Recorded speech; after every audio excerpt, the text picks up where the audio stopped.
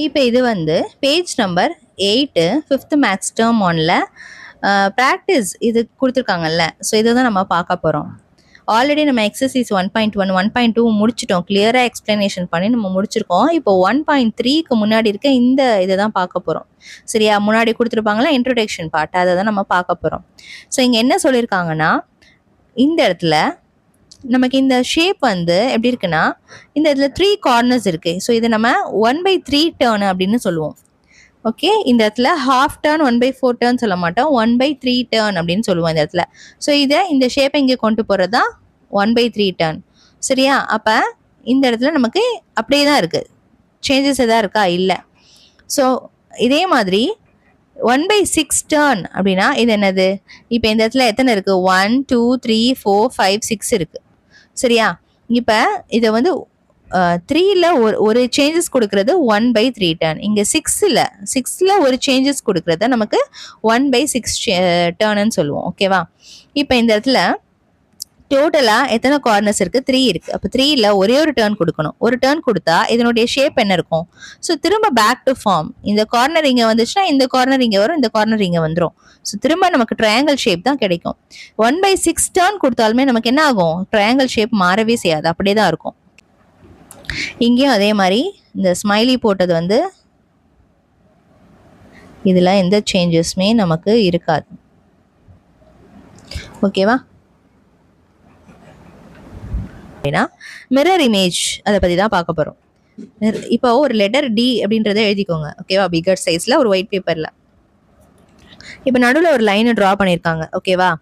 Draw a line on a paper using a pencil and place a mirror on the line drawn. இப்போ அந்த line இருக்குல்ல, so அந்த இடத்துல உங்கள் மிரரை வச்சிங்க அப்படின்னா அந்த சைடு என்ன ரிஃப்ளெக்ட் ஆகும்? லெட்டர் டி வந்து எப்படி ரிஃப்ளெக்ட் ஆகும் அப்படின்னு பார்த்தீங்கன்னா, அதுதான் நம்ம இந்த மாதிரி நமக்கு தெரியும். ஓகேவா?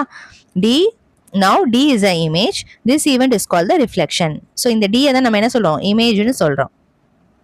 ஓகேவா? இப்போ now remove the mirror. இந்த மிரரை எடுத்துருங்க. The line drawn using a pencil is called a reflection axis. So இப்போ நம்ம என்ன சொல்கிறோம்? இப்போ அந்த மிரர் எடுத்துட்டு the line drawn using a pencil is called a reflection axis. So நடுவில் இந்த இது இருக்குல்ல, இதை தான் ரிஃப்ளெக்ஷன் ஆக்சிஸ் அப்படின்னு சொல்கிறோம். இந்த மிரருக்கும் நீங்கள் எழுதியிருக்க டிக்கும் அப்புறம் வந்து மிரரில் இருக்க அந்த டி தெரியுதுல, அதுக்குள்ள டிஸ்டன்ஸ் வந்து நமக்கு எப்பவுமே ஈக்குவலாக தான் இருக்கும். சரியா? now remove the mirror. அந்த மிரர் எடுத்துட்டு நீங்கள் அந்த இடத்துல வந்து ஒரு லைன் ட்ரா பண்ணி பாருங்கள். அதை தான் ரிஃப்ளெக்ஷன் ஆக்சிஸ் அப்படின்னு சொல்கிறாங்க. இங்கே என்ன கொடுத்துருக்காங்கன்னா அதை தான் சொல்கிறாங்க, the object and the image in the mirror are equal in size. ரெண்டுமே சைஸில் ஈக்குவலாக தான் இருக்கும். The object and image are at equal distance from the reflection axis. reflection axisலேருந்து அந்த ஆப்ஜெக்டும் அந்த இமேஜுமே ஈக்குவல் டிஸ்டன்ஸில் தான் இருக்கும். if direction of the object is left to right, அந்த ஆப்ஜெக்ட் வந்து லெஃப்ட்லேருந்து ரைட்டில் இருக்குன்னா உங்களுக்கு அந்த மிரரில் எப்படி தெரியும்னா ரைட்லேருந்து லெஃப்டாக தெரியும். சரியா? அதனால தான் அந்த டி வந்து இந்த மாதிரி தெரியுது. இப்போ உங்களுக்கு கிளியராக புரிஞ்சிருக்குன்னு நினைக்கிறேன். கீழே கொடுத்துருக்காங்க ஒரு ஆக்டிவிட்டி அப்படின்னு சொல்லிட்டு கொடுத்துருக்காங்க. ஓகேவா? ஸோ இதில் வந்து tick the image that shows the reflection of the given shape. So இதனுடைய ஷேப் வந்து இந்த இடத்துல எப்படி தெரியும்? இங்கே இது வந்து ரைட் சைடு, இது லெஃப்ட் சைடு. ஸோ இந்த இடத்துல மாற்றி தெரியும். ஸோ இதுதான் கரெக்டான ரிஃப்ளெக்ஷன். ஸோ இதுதான் நம்ம டிக் பண்ணணும். கரெக்டான அந்த பாக்ஸுமே கரெக்டாக இருக்குது பாருங்கள். நெக்ஸ்ட் அடுத்தது இங்கே என்ன சொல்லியிருக்காங்கன்னா, இங்கே வந்து ஒரு ஆக்டிவிட்டி, நீங்கள் போய் நின்று பாருங்கள். உங்கள் கண்ணாடியிலே நீங்கள் நின்று பாருங்கள். நின்றுட்டு stand in front of the mirror and see your image. Observe your image in the mirror. When you move back, come front to the mirror again. What do you infer? So நீங்கள் கொஞ்சம் பேக்கில் போயிட்டு திரும்ப ஃப்ரண்ட்டில் போய் பாருங்கள். நீங்கள் பேக்கில் போனால் கொஞ்சம் தள்ளி போவீங்க, ஃப்ரண்ட்டில் போனால் கொஞ்சம் முன்னாடி போவீங்க. உங்களுடைய இமேஜ் எப்படி தெரியும் அந்த மிரரில்? யுவர் இமேஜ் இந்த மிரர் இஸ் எப்படி தெரியும்? பிக்கராக தெரியுமா, ஸ்மாலராக தெரியுமா, சேம் சைஸாக தெரியுமா? ஸோ உங்களுடைய இமேஜ் சேம் சைஸில் தான் தெரியும் மிரரில் பார்க்குறப்போ.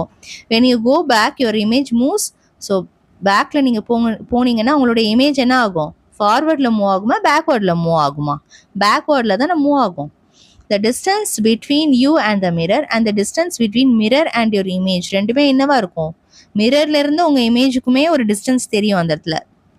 நீங்கள் இந்த பக்கம் பின்னாடி போக போக உங்களுக்கு என்ன இருக்கும், நீங்கள் அந்த மிரர்லேருந்து அந்த தரைக்கு போகிற டிஸ்டன்ஸ், அந்த மிரர்லேருந்து அந்த மிரருக்குள்ளே அந்த தரையெல்லாம் தெரியும் உங்களுக்கு. ஓகேவா, இந்த ஃப்ளோர்லாம் தெரியும் நீங்கள் தூரமாக போக போக. அப்போ ரெண்டுத்துக்குமே ஒரே டிஸ்டன்ஸ் தான் இருக்கும். அதை தான் ஈக்குவல் டிஸ்டன்ஸ் அப்படின்னு சொல்கிறோம்.